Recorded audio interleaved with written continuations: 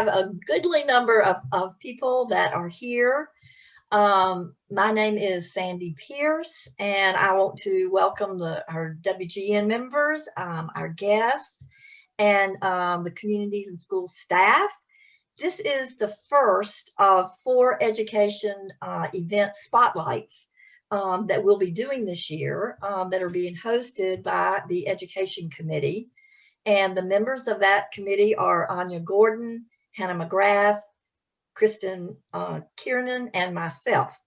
And actually, Hannah McGrath did all the work tonight to get this event planned and had to step out at the last minute. So I'm just stepping in really for Hannah tonight. And we also have Meredith Bell and Sheila Cratch, who are staff from the North Carolina Community Foundation, and they're providing technical support for our Zoom event tonight. Just a couple of things. One is to please put your name in the chat function so we can make sure we know everyone that came tonight. And also Zoom meeting etiquette is to keep yourself on mute unless you are speaking or want to raise a question. So tonight we are very excited to hear from one of our 4 2020 grantees, Communities and Schools of Wake County. WGN granted Communities and Schools $25,000 this year. And this program of 30 years in Wake County is all about re-engaging students and providing equitable learning opportunities. So I'm just going to introduce Latoya Montague a little bit, and then Latoya will take over and call on panelists to provide information to you. And after the panel has talked, we will have a question and answer period. So you can feel free to put questions into the chat room during the session if you want to. And I'll do my best when it's over to kind of scroll through and see what questions you might have. So I want to introduce Latoya Montague, who is the Executive Director of Communities and Schools. And Latoya has dedicated 20 years of her life, professional career, to youth development with communities and schools. She was one of CIS's first scholarship recipients, and she pursued a BS in business management at NC State University. And while there, she volunteered at CIS. And she has now served in almost every staff role at CIS. And we are delighted to have her lead our panel tonight. Well, thank you. Every time I hear that, I just want to remind the room, I was 5 when I started. It was a wonderful day on the playground when I came up with this as the idea of how I was going to change the world and not eat rocks. So Communities and Schools of Wake County has been very impactful in my life specifically, and it really has been an honor to be able to serve in so many different capacities, to be able to support additional students through those nuances of, life, as well as families and things of that nature. I do have a student with us, and he just shared with me that his camera failed. But he is still here in audio. His name is Quinton Thorpe, and Quinton has been with us since middle school, well, 5th grade, I think. And so I don't want to steal his thunder. I know that I shared with the group a little bit earlier that he will have to hop off because he is also training to become an EMT as he's preparing to graduate from high school. And so he has a virtual shift that's coming up. And so we want to make sure that he has enough time to kind of prepare for that, especially with the incident with his camera. So he'll jump on. So we're going to scramble it up a little bit, and I'll go second. But I want to, Quinton, if you would like to begin. Okay, my name is Quinton Thorpe, like Mr. Clay said already. I've been going to community schools since I was, I think it was 5th grade. When I first went there, the big reason I went there is because my mom and my dad felt like I really wasn't dedicated and trying as much as I should have in school, which we later found out was because a lot of the teachers there weren't really able to help me because it was only like 1 or 2 teachers and like 50 kids. So when we finally figured that out, they finally started looking around, and Mr. Sweet had already been coming to my house like every year for like 5 years, trying to get me to come to the center, me and my other sisters. And so my mom finally gave in and let me go there. I immediately started, my mom and dad immediately started seeing improvements with my schoolwork and grades because I was able to get one-on-one help with work and stuff. And so ever since then, I've been making AB honor roll, this is now going to make my 6th year making AB honor roll 4 times in a row, which is every quarter and every semester of the school year for the past 6 years. So that was a really big help, as well as this year with the biggest thing, in my opinion, that they helped me with, which is my EMT. I want to become a firefighter paramedic, and I started my first step in becoming that by taking an EMS course at my school, which is emergency medical technician.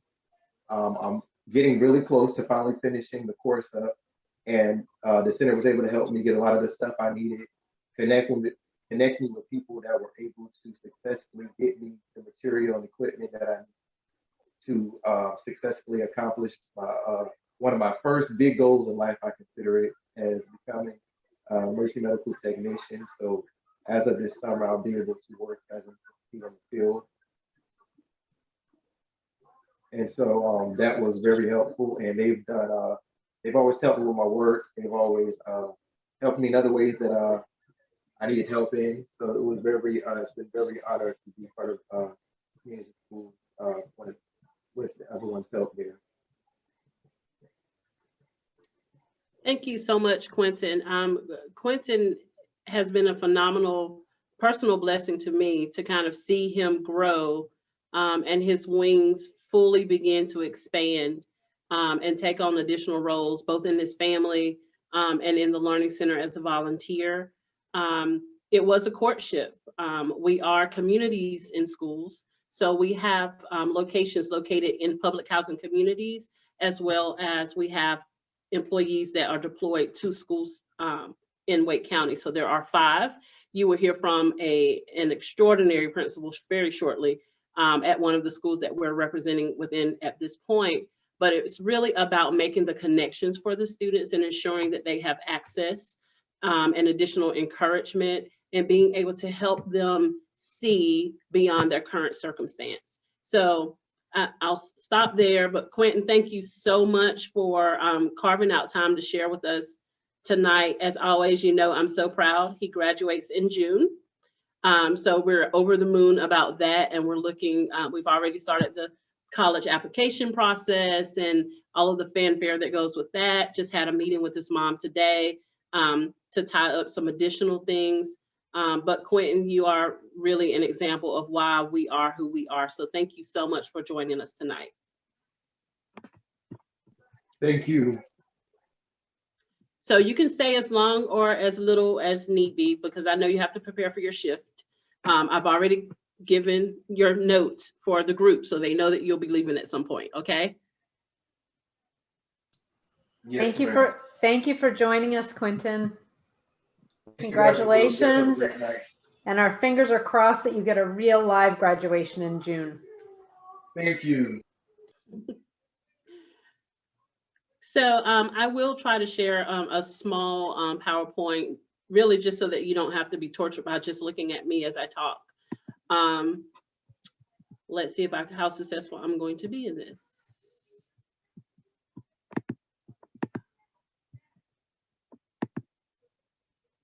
I lose it every time. No big deal. If I find it, I'll bring it back to you.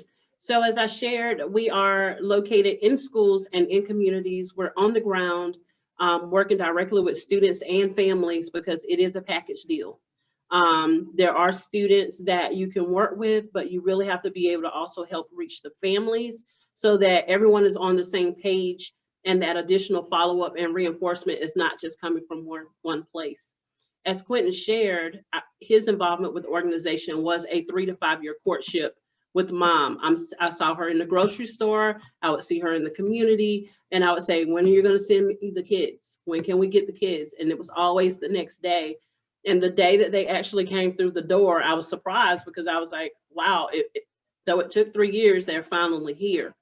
And so it's really about the cornerstone of everything that Communities and Schools of Wake County does, both locally and nationally, is we build relationships.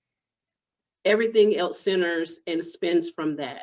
And so the goal of what we as an organization focus on is creating these, what we call integrated student supports. So if a student is struggling academically, there may be other factors that contribute to that. It could be food insecurity, which especially in the last year, I did the numbers this morning for this meeting, and it was kind of astounding. Over a 20-week period, we distributed 26,000 prepared meals in partnership with Wake County Public School Systems. So we were doing breakfast and lunch for families starting in late March all the way through the beginning or middle of August. And so students and students were able to come and have those needs met as they're wondering, what is this COVID thing? How long is it going to last? And why is this happening to us now? And so the thing that I find to be most rewarding is during the entire COVID period, our team never took a pause. We were active the entire time, even when there were shelter-in-place orders. Our staff were still on the front lines, connecting with families, helping to kind of find and map resources to need, whether it was food. We've had some community partners who have donated things like hats and gloves and booties. Food has been a huge, food insecurity was huge in this period, and we really discovered that really quickly. And what we didn't really kind of think about is that a lot of our students qualify for free and reduced lunch. And so if you are a family and you have 7 children, then your order for the day in terms of meals just moved from the one at dinner time for 8, and it moves to 24 meals a day. And so some of the parents are really overwhelmed with that as a reality. And so being able to partner with Wake County Public School Systems and coordinate having volunteers go to a food distribution site, pick up the meals, bring them back to our communities, and then safely and socially distancing families and students to be able to pick up those meals was a tremendous opportunity. We are a very small staff. We have 9 full-time staff members. We have 13 part-time people, and those part-time people are all educators. So they were doing virtual teaching, and then they were coming over during lunch to distribute meals, or they were coming over to try to engage student minds, because if you give the students an opportunity to not engage and then to try to re-engage them is a tremendous feat, and it definitely takes everyone to do that. The opportunity in terms of receiving funding from the Women's Giving Network was tremendous, because even as the executive director, this is an all hands on deck endeavor. And so to be able to have this opportunity to fund and have one less kind of benchmark to worry about making was tremendous for me as well, because I wanted to be on the front lines with our team, connecting with families and meeting needs and mapping resources. And this funding allowed me to do that. And so for that, I'm definitely personally, because it's very difficult, my staff will tell you not to like Lisa, but my team will tell you sometimes they have to put me back into that office I'm supposed to be in, because I'm very passionate about making sure that our students and families have equitable outcomes. We've been really, really blessed to be able to engage lots of members from the community. Of course, the principals that we work with are amazing, and we work with them very closely with our success coaches that are deployed in schools to help students. There's a caseload typically of 50 to 100 students that the principals help identify who could need that additional relationship to help them get through whatever academic or other hurdles that may exist. We have 5 men of color who are placed in middle schools across the county that are engaging with these young people, and at the fear of sounding dramatic, they're changing lives. To have these powerful images, positive images of men of color for a lot of the caseloads that they are interfacing with, majority of those students are children of color. And so to have that positive impact and this extra big brother or cool person in school that's still going to hold me accountable has proven to be very, very lucrative in terms of supporting school climates and school environments. And so we've also had the privilege of partnering with a lot of social work interns from area universities and nationally. Interestingly enough, we have interns from Tulane. We have interns from the University of Denver. Of course, we have Meredith Women right here local. And so we have this opportunity to introduce these young people to real world, frontline, COVID. They're not doing office stuff. They're on the front lines with us. They're doing home visits. They're, working with families to map resources to how to find a job. How do I re-enroll in school if I've dropped out? So they're all women. These young women will be able to go back to their universities and share what those opportunities have been with the organization. We've had a lot of conversation around social justice in our conversations with the interns, internally as staff people, because personally, I feel we have to be able to lead that conversation internally before we can do it externally on behalf of our students. And so we've had some very candid, open conversations and explorations in that space, and then also with our students. So as we looked at some of the civil protests and less civil protests, and talking with our students about what's going on, giving historical reference, things of that nature, we've done some activities to focus on the social emotional needs of our students. And dare I say, our teachers. Our teachers are on the front line every day, whether it's behind the camera, instructing virtually, or if they're in person. And so they're working with students every day who may have had some level or degree of trauma. For some students, the cameras are off in their homes for a specific reason. They don't know what may happen in the background. And it doesn't have to be violent. It could be that I didn't clean my room, or I have a younger sibling who's 2, who's walking around with no diaper on. It could be any number of things, but really being able to make those bridges to make sure that they're comfortable. And so when we're doing those social emotional things, helping them with self-awareness and just kind of understanding who they are, how they unpack their feelings, we do a lot of focus on those types of things, because guess what? I can be a very smart student, but if I don't have all of those other components taken care of, it can really begin to impact how strong of a student I really am able to display in the classroom. And so we've done some activities such as we have a positive flower reflection. So the students had a flower with empty petals, and they had to have statements of affirmation that served on the petals of that flower. And for some of the students, it took a while to really kind of get to some of those positive affirmations, but it was a work in progress. Some students had to walk away from it and come back to it. But it's really important for us to continue to sow those seeds of positivity with the students. We've also been able to leverage some community corporate partners. So for example, Balfour Beatty did a celebration for our teachers. So they all received a gift and a thank you from Balfour Beatty, just thanking them for their service and their stick-wittedness. How many of you would not want to be celebrated in a time like this, right? And sometimes we forget the excellence that is teaching. So we've done some things like that.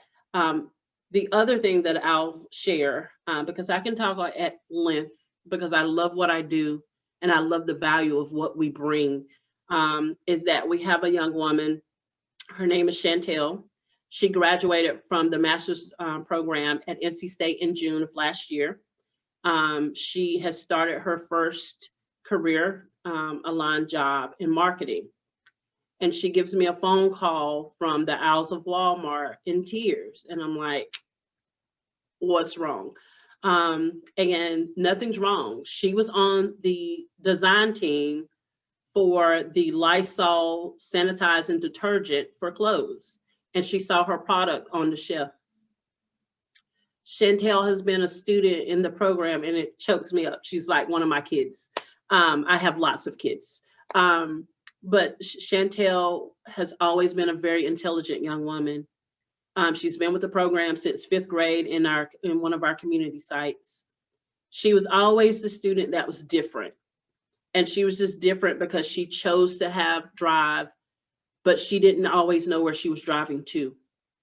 And so when she wanted to really kind of go to college and explore those things, Meredith was her college of choice. So I attended orientation with her. And we looked at the price tag and I said, Chantelle, I don't know if we can really afford this. Because again, she's one of my kids. And we start looking at other opportunities, not that Meredith wasn't a good opportunity, but I told her, save it for maybe grad school. Let's see if there's another way so that we can kind of work around the debt possibilities, because there's some strategies we can employ here. She attended UNC Greensboro instead. She did apply to Meredith for grad school, but she also applied to NC State. We went through orientation and she loved it, but she was like, yeah, it's kind of expensive. And so we had that conversation and she was able to go to UNCG for undergrad, NC State for her master's, and she has 0 debt. And that was really, that was our goal. And her mom, the great thing about our families is that they trust us with the students because we build a relationship with the students and the families. And so the parents are very open-armed about getting to know us and then allowing us to support their students in whichever way is best for them. So I could talk at length because my heart gets full, but you don't have that kind of time. So I will give the mic to the extraordinary principal of Ligon Middle School, our principal, Mr. Gary Duval.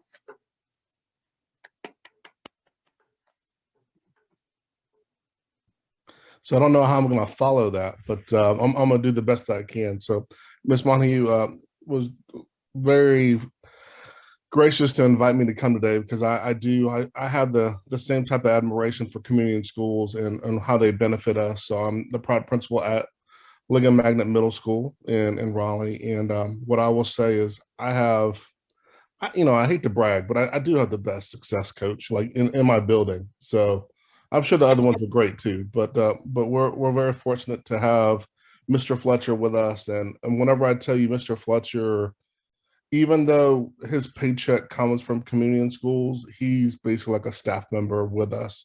He has an office in our school. And you talk about a caseload of students, and you might view that differently, but I think he views those kids as his kids, and it's his personal mission to make sure that they're successful.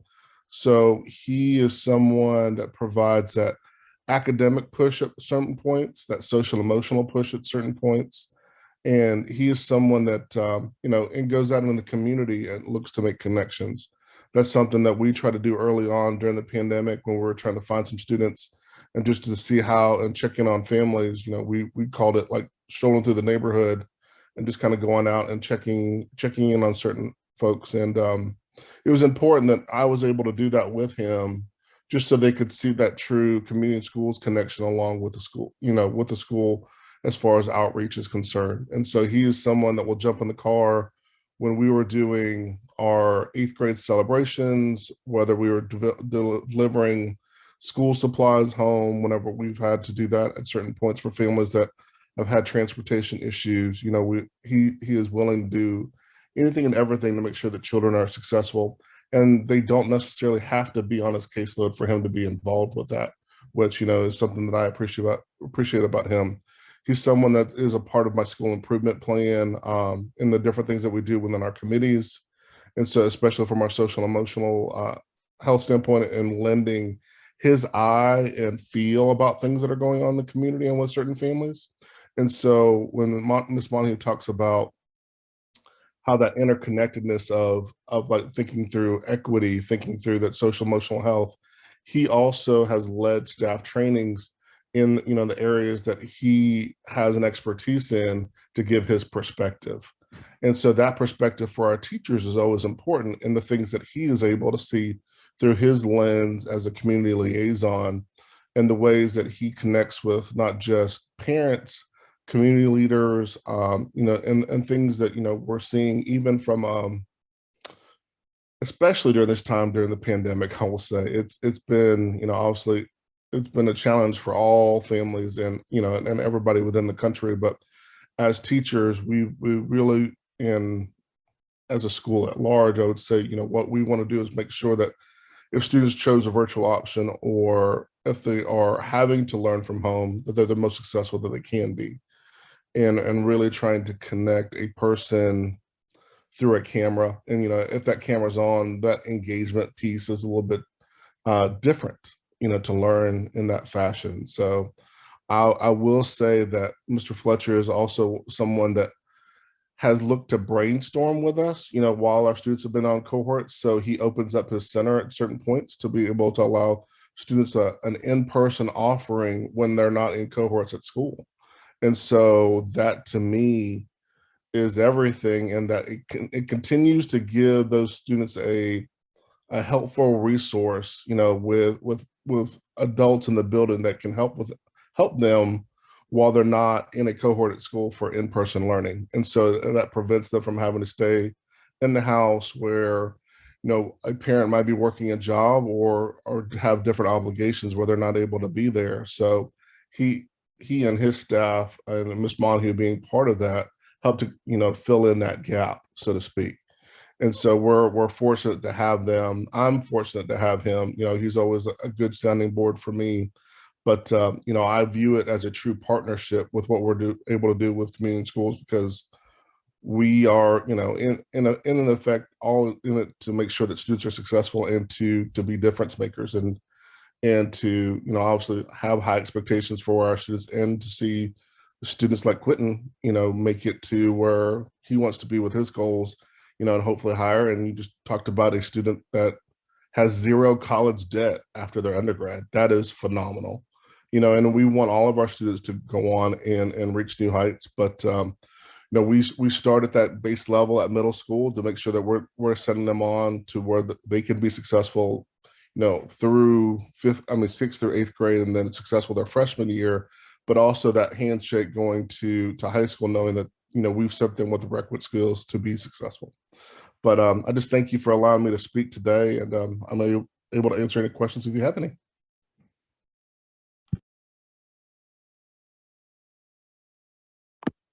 Thank you, Gary. It's really impossible to do the work that we do with the school if there's not strong leadership who really kind of buys into the relationship build and that process and what that looks like. And during this, especially during COVID, we have worked in tandem with the school system and with families in, device drop off and pick up, and communicating to the school that the device doesn't work, or the family needs a hotspot, or we're going to open, our community sites so that students can come here for a learning hub at no cost. There were some options in the county, but most of them came with a cost, which would disqualify some of our families. Transportation an issue as well. So in 4 of our communities, we opened our learning centers, and students were able to come to us during the day, where there isn't an extra TV that I may choose to watch this talk show or have these other distractions. They had the learning center for Wi-Fi accessibility. If their device went down, we were able to provide a supplement until they were able to get their device fixed or replaced. So it was really, really important that we could kind of pull in as many people as possible. And I will say the last, but definitely not least person that we've included on our panel for tonight started as an intern last year, and then COVID hit. It wrecked her senior year at Meredith. But she was just on fire as an intern with us. And so we decided to bring her aboard in, I think it was May, June. All of the months are the same, right? During this COVID period, but it was somewhere early summer around graduation. And Hannah has been a tremendous asset to the organization. She keeps me as sane as she's physically able to do, which is a feat and a set of wings that she has earned all in herself. So Hannah, if you would like to share a few remarks about your experience.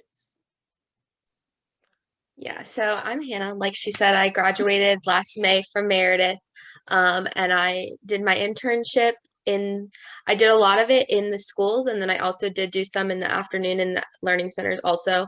When I came on as a staff member, I've been doing a lot more in the learning centers, so it's been nice to kind of be able to see both sides of the house and see how both sides work. I just have loved my experience with communities in schools. I feel like I've learned so much more than I thought I would be, than where I thought I would be after only a year. Like talking to my friends who have taken a year off from in between school and grad school, I can tell that I've learned a lot more from communities in schools and from the staff here than I think I ever probably will. Not probably ever, but I have learned so much from them, and they are always, especially, I love the staff. Like the staff has made my experience amazing, and then that also the kids. The students are also amazing, but the staff has really, they are very open and they are really like a family, and they took me under their wing as soon as I came in to start my internship, and I have loved every single second of it, getting to know them and also them getting to know me and just having fun times, but also getting down into the work and really working for the students and making sure the students know how much they care. I've learned so much about building relationship with people.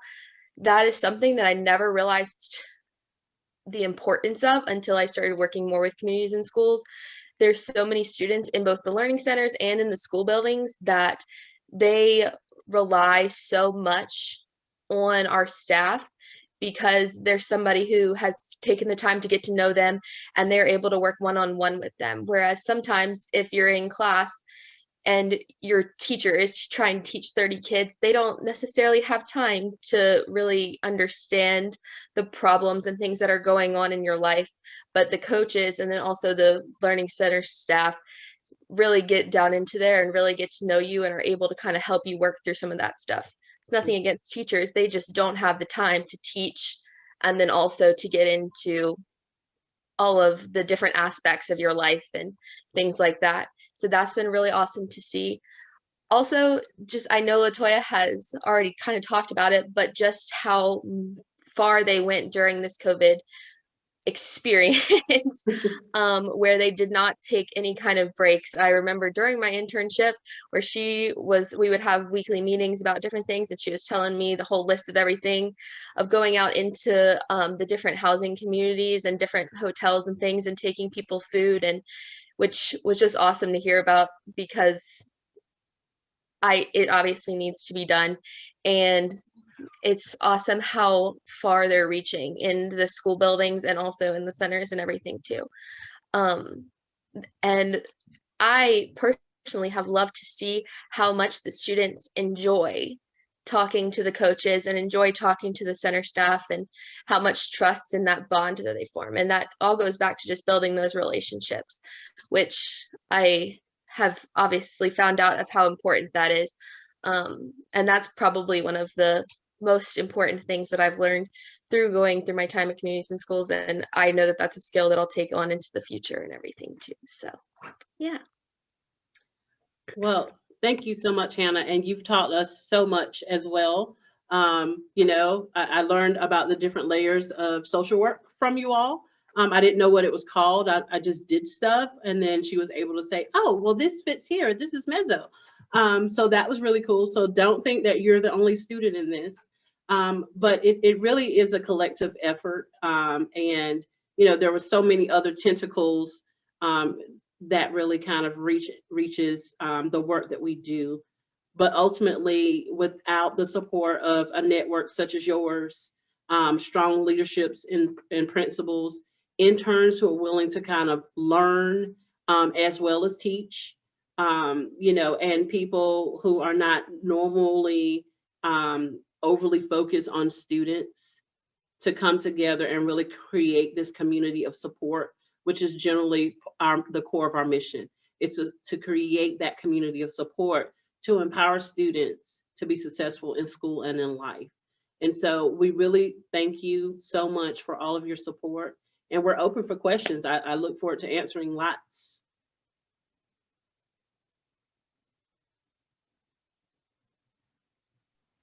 Thank you. Thank you very much. Y'all can put questions in chat if you want to now. And Kristen had a question, and Latoya, you can answer the question or you can refer it to someone else, how you want to handle it. Kristen wanted to know, what is the top barrier or two that you have identified for getting families to become involved? I'll take it, and then Gary, I'll see what your answer is and wonder if they match. I would say, and now there's a personal slant to this, it's a trust factor, which is why the relationship building is so important. As a student who living in the shoes that a lot of our students live in, it's a trust factor. I don't know if this is a genuine person who really is going to be helpful, or if something else catastrophic could be a spinoff of that. So I would say trust. And then I would also say lack of access, and of course equity. It's just is what it is. Gary, is there? No, I think the trust factor is huge from a building relationship, perspective. And then I think that, the other part of it too is getting to know, getting those opportunities to be able to learn more about the mission and vision behind, what is going on, and seeing it for the resource that it is, and I think that is a huge aspect of it. And then when they hear about it being in school, it's like, well, how does that work? And so getting to know like the layers of support that are kind of built within that, I think is just more also about just taking that little bit of extra time to better understand how, the kind of the infrastructure of the program. Mm-hmm. Okay. Alice would like to know, how many students do you serve in a given year, and what are their ages? So I would say that's a super loaded question. So I think there's the K-12 answer. And so in each of our 5 schools, we directly serve between 50 and 100. And when I say directly serve, that means that they are identified for as caseload. But our success coaches are also charged with whole school supports as well. And so that could be school supplies, that could be any number of things. In our learning centers, we typically serve around 200 unique students that are also K-12, but 12th grade does not disconnect you from us. And so literally today, I'm driving down the street, this person is honking their horn at me, and I'm like, what am I doing? I don't understand what's going on. It was one of our parents from one of our students who just graduated from Central. And so I was like, hi, we have to catch up, like not in traffic, but let's catch up. And so we seek to continue to follow the students in what we identify as AIM, which is Alumni in Motion, so that we can kind of help them in the next iteration of life. So it's kind of a loaded question, but in terms of direct, multiple touch scenarios, I would say around 1,000 to 1,500 a year. And then there's the extended services. Thank you. How do you find your school coaches? What qualities or expertise make them successful? The non-politically correct answer is prayer. I think the other thing is that we've gotten just incredibly lucky.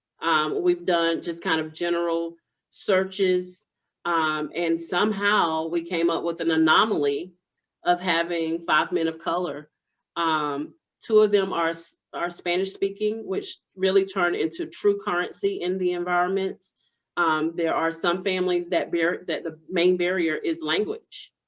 And so to have these coaches who can speak the language really elevates their worth in the school buildings, because they're able to communicate to parents that otherwise could not. But none of them are one was an educator, and there are some pastoral lineages with some of them, but it really was just an interview, and it was like, you're it.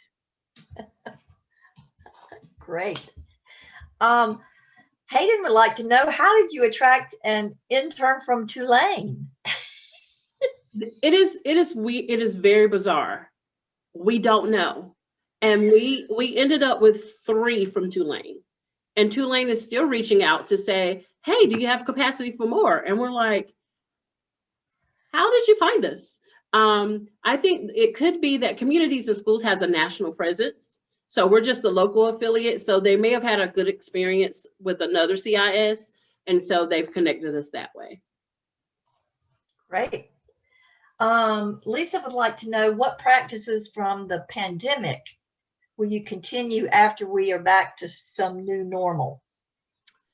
I think that the unfortunate thing is that a lot of the families that we're serving, the pandemic just highlights this as an issue for the world to see. Some of the families are living in similar conditions, even in non-pandemic times. And so food insecurity is going to be here, whether COVID is here or not. So we will definitely continue that. Definitely continue having the interns work with the organization to kind of help expand services, meeting families where they are. And that is really, again, building those relationships. But in all honesty, it was really a matter of stripping down our services to focus on mapping the resources with the need, which is really the cornerstone of what Communities in Schools does. I think if I could add on just to that really quick, I would say the virtual aspect, we've been able to catch up in technology, or try to catch up in technology in a short amount of time. And I think what we have found is, we've been able to recreate, we love face-to-face interactions, but for some parents, it's just easier for them to be able to, much like what we're doing right now, to be able to jump on and be able to communicate, whether it be a parent-teacher conference, whether it be open house, learning about different things within the school. So I think that's one thing that we know that we're going to have to continue. And we've seen some pretty good output, typically, from certain subgroups of our families who haven't necessarily engaged as much, and to be able to offer virtual options where we've actually seen, the participation triple. And I think for some of those families, it was a lot of it was due to, one was work, and 2 was just transportation issues. Mm-hmm. So I know that that's something that we will definitely continue. Absolutely. In normal times, what are your benchmarks for success, and how able are you to meet those benchmarks? So we typically focus on what we refer to as the ABCs plus P, which is attendance, behavior, coursework success, and parent engagement. And so we basically want to make sure that the students are in school to learn the content. And then once they're there, they behave so that they can stay to learn the content. And then C, demonstrate that they know the content. And so, of course, some of those things are a little easier to impact, contingent on if you're being served through a school versus being served through a learning center. So in the schools, I would think that we would have the most impact on attendance and behavior, because we don't necessarily have the time for the instruction piece.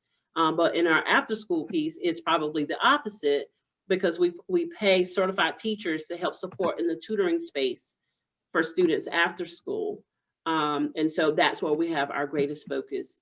And then parent engagement, for us, is really understanding what engagement looks like and knowing that it's not the same for every parent. And, again, meeting them where they are. Great. Hayden would like to know if you could have 3 wishes for the CIS, what would they be? Wow. Well, I can say that I am roughly 4 years in the role of executive director. And I can't be shy. It has to be financial support. It also has to be increased awareness, and then equity to access for our students.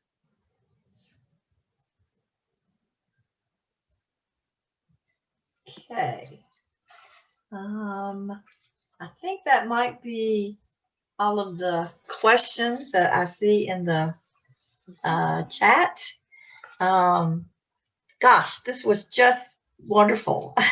And the questions really help show all the kind of depth and breadth of the things that you're doing. Before we end our time together, Amy Perozolo, our president of WGN, would like to make a few comments. Yes, thank you, Sandy. And Latoya, Hannah, Gary, and Quinton, who already left us, thank you so much for taking the time to be with us this evening, but more importantly, for the amazing work that you do. A couple of things that are big takeaways for me that I've heard from other organizations that are successful just like you is this whole notion of 360-degree wraparound service, that you cannot solve the education problem if you can't also solve some of the other blockers that are getting in that way. And I just love that you all are looking at all of that, from emotional needs to food insecurity, which has just been so difficult over the last year. Just really amazing work, and kind of at all ages, right? I've had the opportunity to speak with many other organizations similar in mission to you. And again, this notion of starting early and sticking with them all the way through college is just so critical. So thank you. And then this piece about trust. I was just in a meeting the other day, and people were talking about, how important trust is in philanthropy, and the work you're doing to build trust with the families to get the work done, and how critical that is. It is really amazing. And I think for all of us, trust in a grant to an organization like yours, that you are going to direct that money and make sure that you can get the results. And then I even think about our own group of WGN, for those of you who are joining us this evening as guests. There's a lot of trust we place in our wonderful grants committee, Donna Anderson, and now Meg, where's Meg Croxon there? And the whole team. We really rely on that team to whittle down, often, close to 100 LOIs, letters of intention, down to a smaller pool of organizations for all of us to consider as we think about our giving circle and the best impact that our money collectively can have.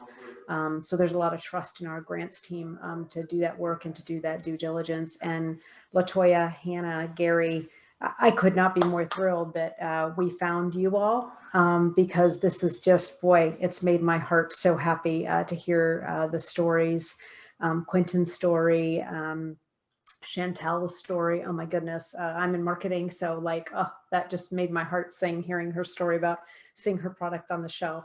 So again, thank you so much. Thank you to Patty and to Sarah. I'm not sure if I'm missing any other guests who joined us. We hope you learned a little bit more about WGN and about the organizations that we try to support. And I hope you all found it as certainly educational as I did.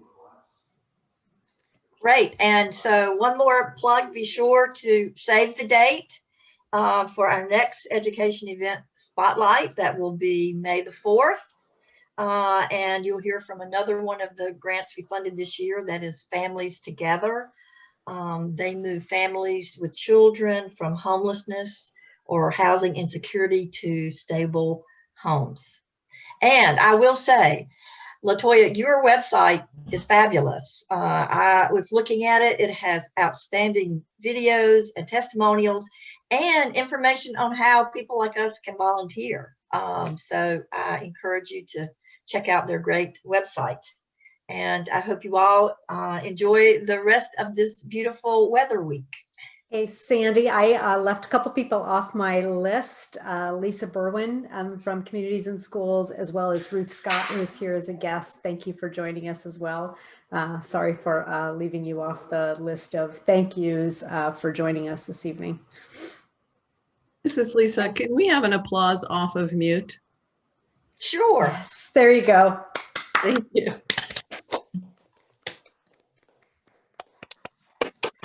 Great job. Thank you Okay. very much.